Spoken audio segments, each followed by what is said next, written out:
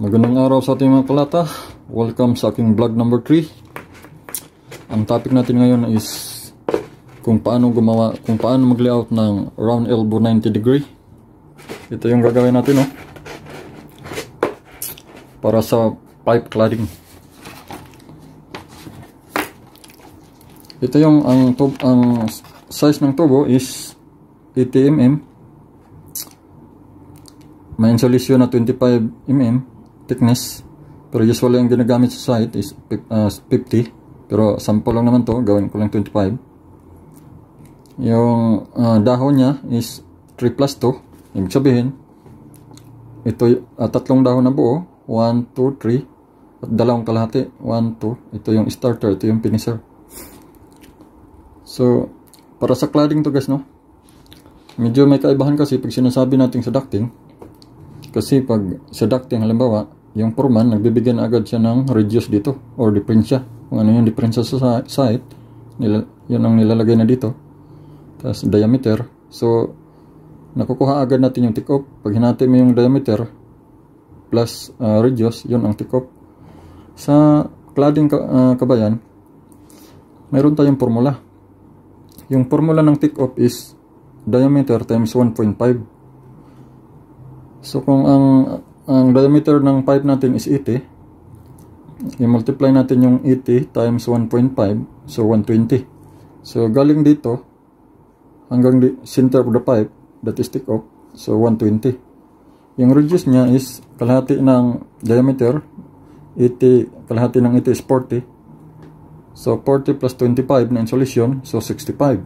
So yan, kaya yan ang radius niya, 65. So, yan ang kaibahan kabayan, yung sa cladding, at mayroon siyang formula na take off diameter times 1.5. Habang lumalaki yung diameter ng tubo, lumalaki din yung take off niya. So, umpisahan natin i-layout. Manual ang gagawin natin guys, gamit ang compass, kasi mayroon din kasing pwede rin kasi itong i-layout sa competition, Sa susunod na video, yun naman ang gagawin ko. Ganito pa rin, pero computation naman. Ito, mas maganda rin kasi na malalaman natin yung manual para pagdating sa competition, mas madali natin maintindihan. So, umpisa natin. Una, gagawa lang tayo ng line dito na X and Y. Ito yung X natin. Kung ito yung Y line natin, dito yung X natin, X line.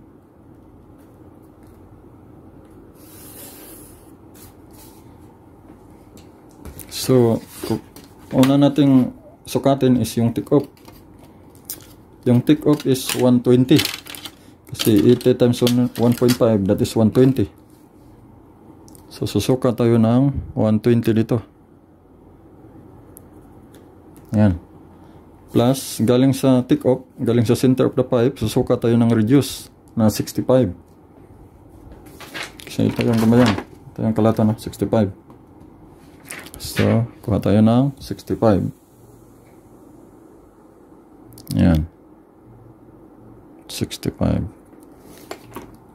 So, galing sa, iapak lang natin yung compass kalata dito sa center of the pipe, sa take-off.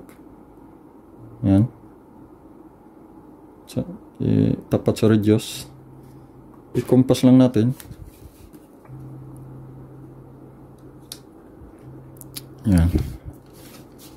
Kasi sa manual kalata, kailangan natin gumawa ng working plan. Ito yung working plan na gagawin natin.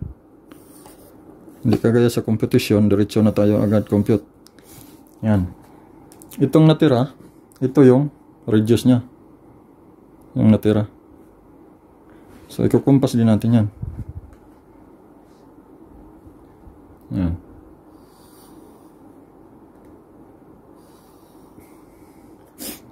Itong radius palata is hahatiin natin sa apat, kasi yung dahon nga natin dito is 3+2, 1, 2, 3. Ang katumbas ng dalawang kalahati is isang dahon naman. So bali apat na dahon na buo. 1, 2, 3 plus 2. So 4 na dahon. Hahatiin natin sa 4 itong reduce, kasi 4 na dahon na buo. So una, hahatiin natin sa gitna.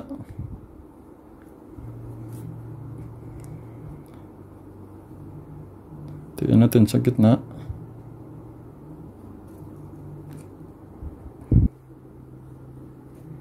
So dito yung gitna nya.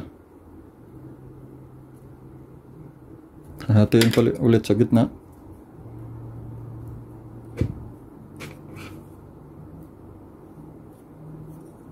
Yan, hatiin natin ulit.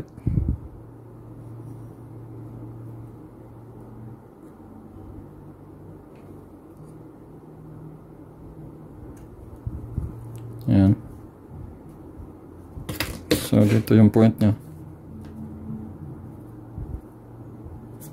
Ito, hatiin ulit. Hahatiin din natin yung kabila.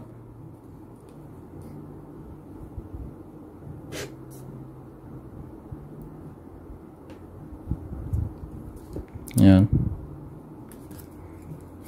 So yan yung dahon niya, 4.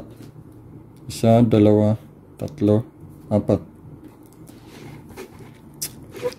Dahil kalahati lang ang kalahating dahon lang ang i-layout natin, itong isang dahon hatiin pa natin sa agit. Hatiin pa natin. Kasi kalahati lang talaga i-layout natin sa dahon. So hatiin natin yan. Yan. Yan ang babarahan natin. Itapat natin dito sa reference point ito.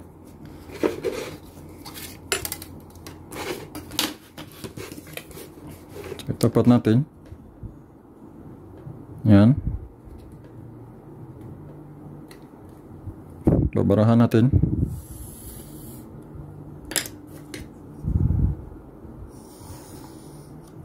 Yan. Okay na dyan. Dito naman tayo sa diameter. Hati-hatiin natin sa number of spacing. Una, hatiin natin sa gitna.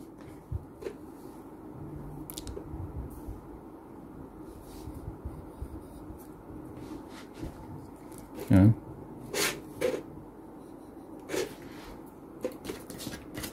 Yan yung point nya. Hatiin ulit ito. Hatiin ulit.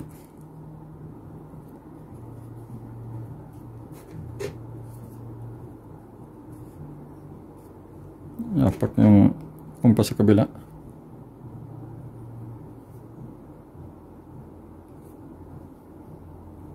Yan.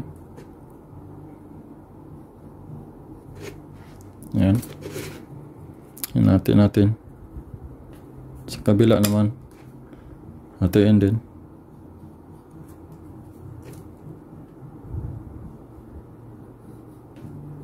Yan.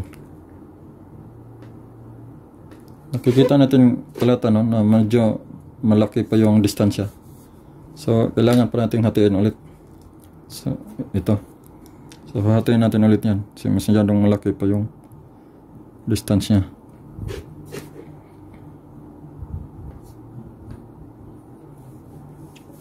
Ito rin, hatiin na natin.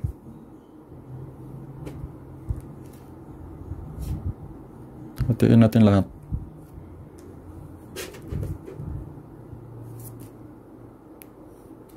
Ayan. Hatiin natin lahat.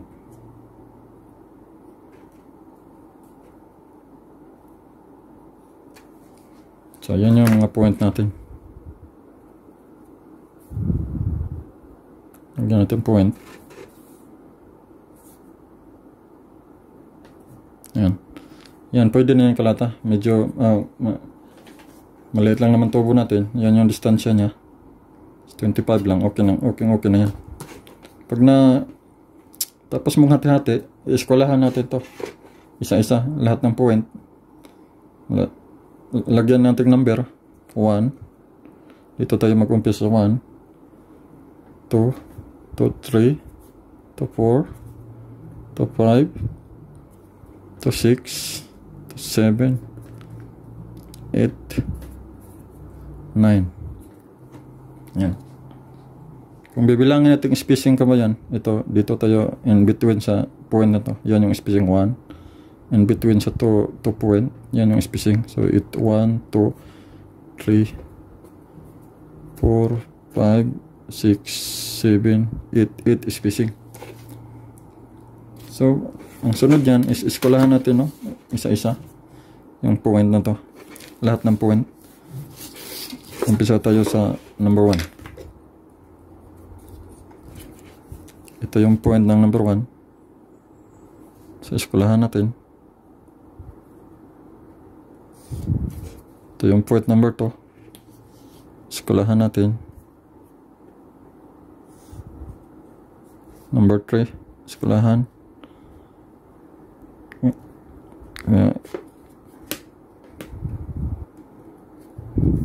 Dito tayo tumatagal kabayan pag malaki yung gagawin nating elbow. Kasi marami tayong iskulahan, hati-hatiin. Kaya pag ako gumagawa nito is computation ang gamit ko.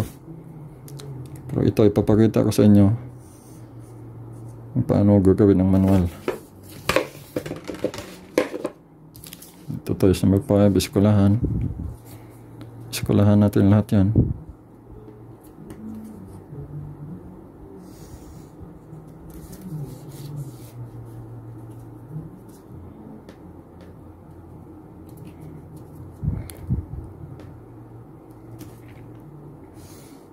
Yan.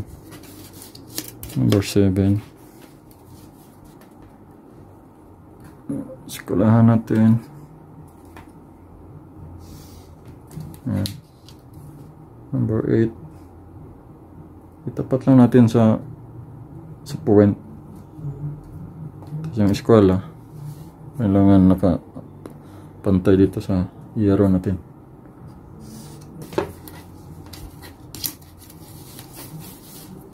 Number 9.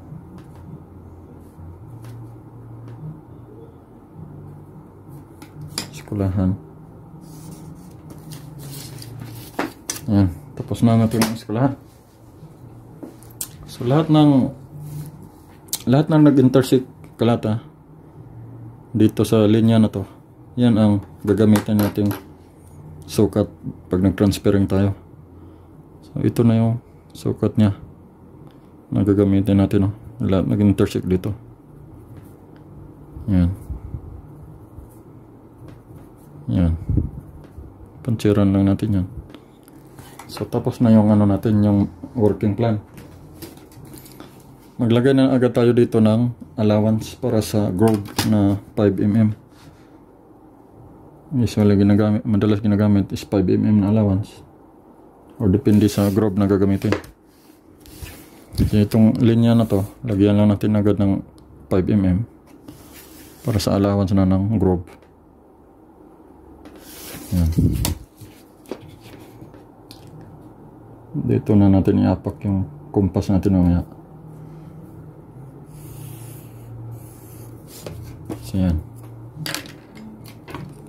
Dito na tayo mag-puncture. Dito na yung point natin. Dito natin iapak yung compass, no? Yan, tapos na yung working plan natin. Pag kinumpas natin to guys, ito, kumpas doon. Tapos itong dahon na to, binarahan natin doon. Binarahan doon. Makikita natin yung highlight ng tubo, no? Kagaya nito. Yan. Yan yung tubo sa gitna. Yung kulay dilaw. Ito yung insulation. Ito yung dahon niya.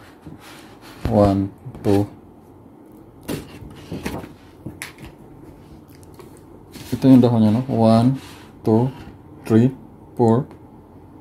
Tapos yung isang dahon na po, hinati natin kasi kalahati lang naman talagang nililayout natin. So yan yun. So pero dito sa layout natin, hindi na natin to. Pag yung mga fabricator pag nag-layout, ganito lang talaga. Kasi ito lang naman kailangan natin, ito at saka ito. Pinapakita ko lang yun para mas maintindihan. So yan, dahil tapos na tayo sa ating working plan. So dito naman tayo sa transferring. Ita-transfer na natin to. Ito lang ang kailangan nating i-transfer ito. So may number yan. Ito yung 1. Ito yung 1, 2, 3, 4, 5, 6, 7, 8, 9. Yan. So, mag-transferring na tayo. Ang unang natin gagawin is gagawa lang tayo ng line. Dito, Y, X and Y and X. So, dito yung reference point natin. So, kukunin lang natin yung distansya sa spacing. Ito. Yan. Parehas lang naman yan. Lahat kasi hati-hati lang natin yan. Since it spacing to 1, 2, 3, 4, 5, 6, 7, 8. I-times 2 natin para sa buong circumference ng pipe. Kasi kalahati lang to eh. I-times 2 natin para sa buong diameter. So, 8 times 2, 16. So, papalo tayo dito ng 16 na guhit. Ito, dito sa reference point mag-umpisa. So, unang bilang natin 1, 2, 3, 4, 5, 6, 7, 8, 9, 10, 11, 12, 13, 14, 15, 16. Yan. Tapos natin magguhitan palata. Iskulahan natin isa-isa yung line na yan. Kaya yan, iskulahan natin isa-isa. Itapat lang natin sa linya. Dito tayo magsimula.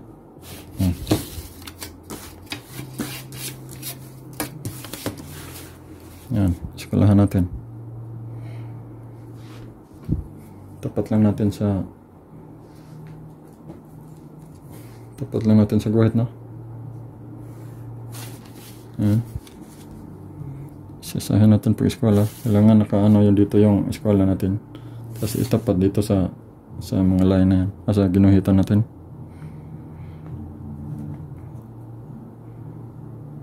Yan.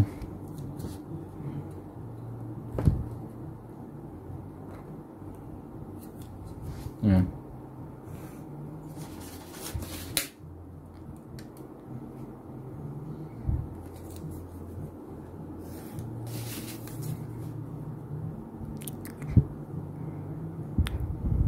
Sekolahan natin isa-isa.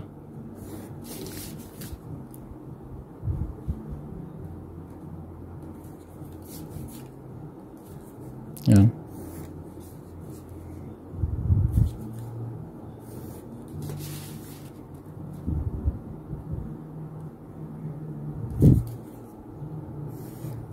Pero pag nagawa na natin to guys, isang dahon, ipapattern na lang natin to.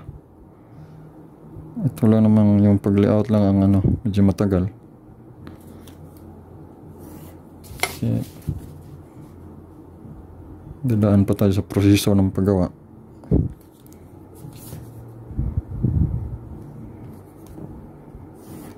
Yan. Para ka lang naman nag-ano na ito guys. Naglaro-laro lang.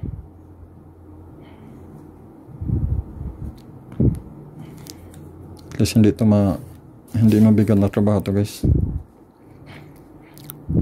Ito ang napaka-hindi na trabaho dito sa Australia. Kaya ina-encourage ko kayo na matuto nito para balang araw kita-kita tayo dito.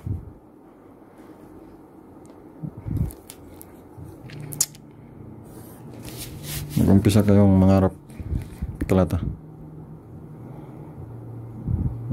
Dahil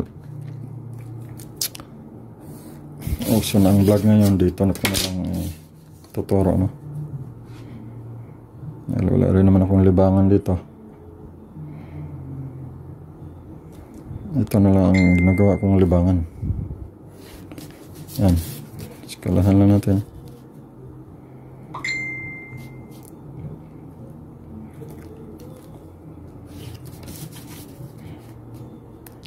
Lalo na pag malaki masyadong elbow ang gagawin natin, kaya dito tayo tumatagal sa pag-eskwela, no?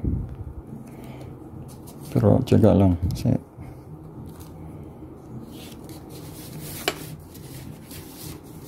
isa na lang, last.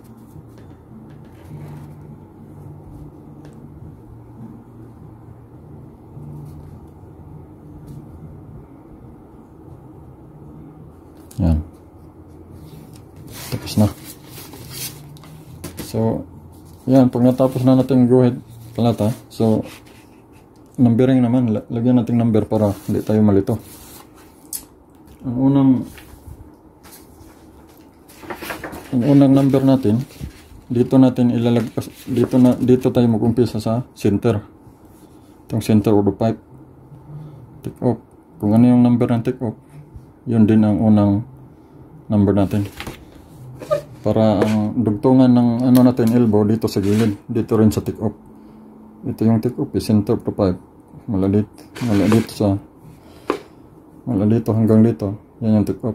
So diyan natin ilagay yung dugtungan para madali siyang i-assemble, madaling, tsaka hindi siya masahod-sahod ng ulan. Pag ang ulan galing dito, so diretso lang.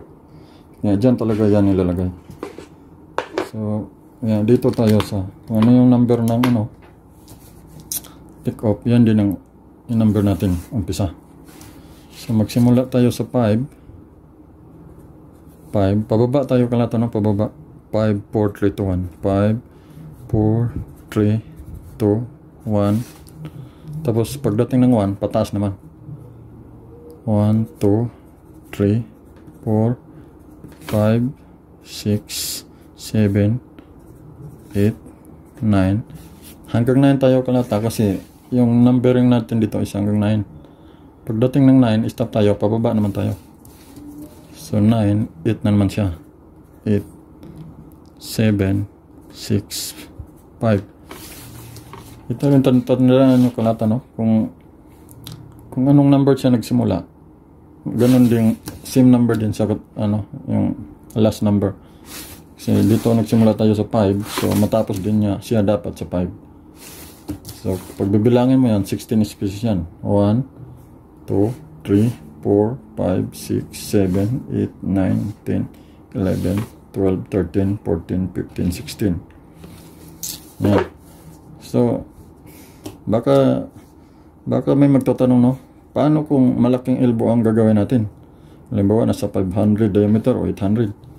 So kailangan pa ulit nating hatiin to kasi masyadong malaki yung distance pag malaki yung elbow. Pangit kasi guys pag medyo malaking yung distance dito. Ito yung distance na to kasi yung hagod ng elbow is hindi siya smooth.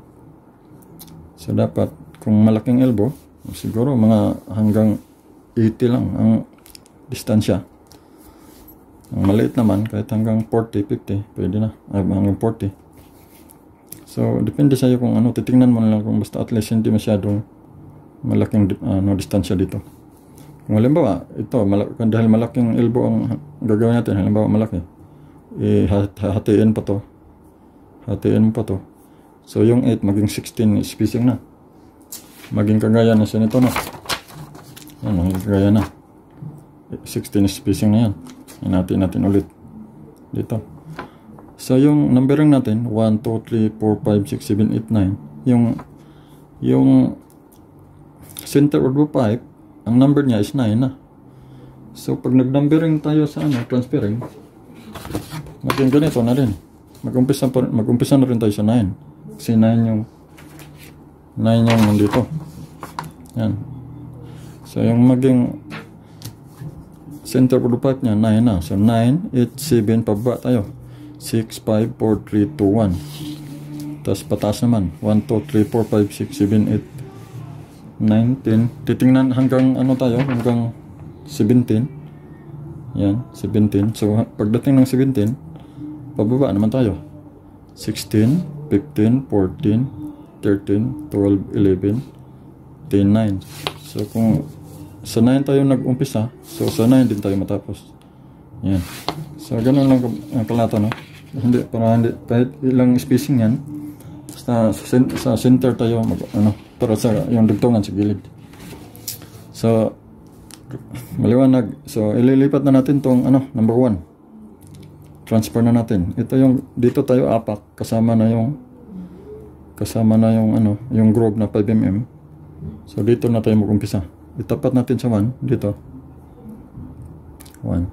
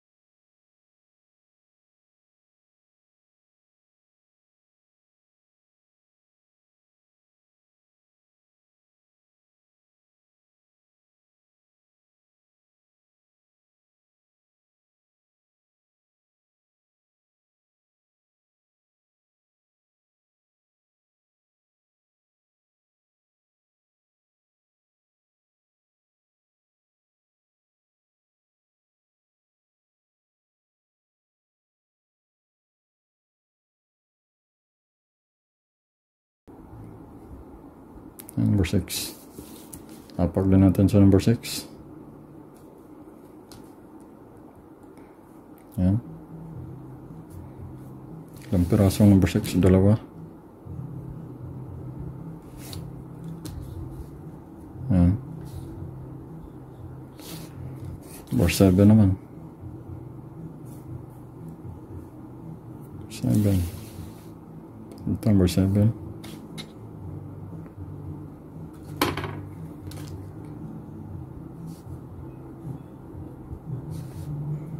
Ito number 7 din.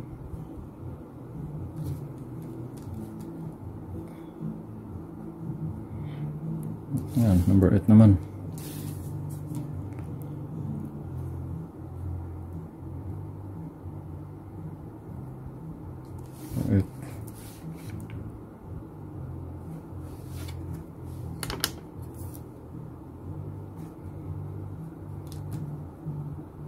Ganyan lang kasimple guys, no? Napakadali lang siya. Ganun trabaho itong cladding guys kasi medyo magaan lang. Kagaya sa construction. So number 9 na tayo. Number 9. So, number 9, isa lang. Yan. So tapos na tayo. I-connect na lang natin. Pagtapos natin maguhitan ka ba yan? So i-connect na lang natin yung mga guhit Ito, connect natin.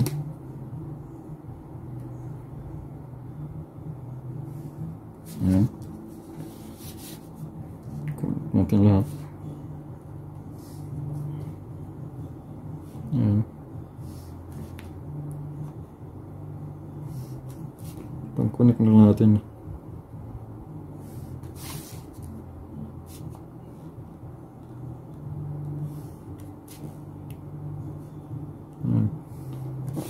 Kita mo ka ba yan yung takbo ng ano, walang naiba. Pag may naiba dyan, pag nag-ibang direksyon, malalaman mo na may mali ka.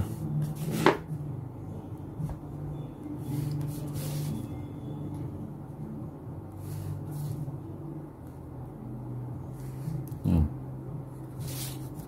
Connect lang natin lahat.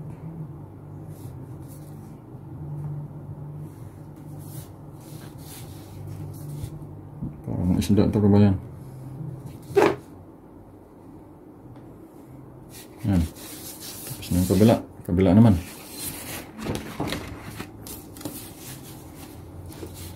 Connect lang natin yung ginuhitan natin. Yan.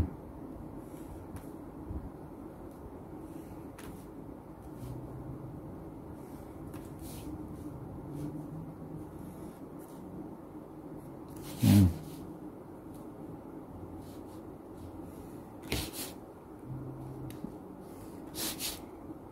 Pagdali lang siya kabayan, no?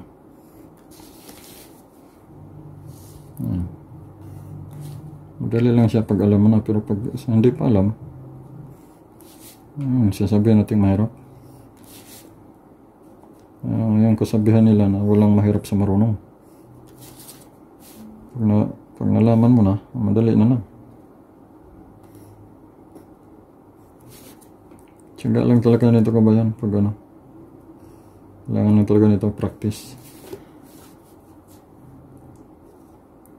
Nung ako nasa Saudi pa, una kong ducting. Hanggang alas 10 ako ng gabi, practice ng practice. At least nagbunga naman yung pinaghirapan ko. Ayan, nandito na sa Australia. Ayan, nakalata. Tapos na yung ano natin. Maglagay na lang tayo ng allowance ng 10 mil, pwede na. O 15 mil. O 10 mil lang. Nilalagay ko dito, 10 mil lang. Skolahan lang yan. 10 mil din sa kabila. Ito.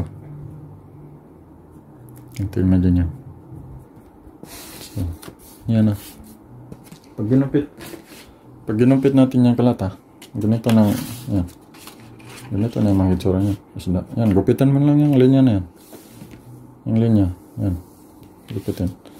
Tapos, dahil tatlo yung dahon na buo, i-pattern lang natin to ng tatlo. I-pattern natin to ng dalawa pa. Kasama to, tatlo. So, tapos yung kalahati, itong linya na to, yan. Yan yung kalahati natin. So, tapos yung iba, doon sa side, nagdagdag ng leg. Ano ba, gusto mo magdagdag ng 100. Galing dito. Ano mo, gusto mo magdagdag ng galing dito 100 straight. So, pwede.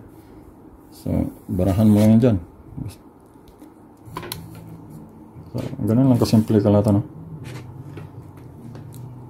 Tapos na yung elbow natin. So, sa susunod ng video, ganito rin, pero computation naman. Ito yung, hindi na tayo gagawa ng, sa computation, hindi na tayo gagawa ng ganito.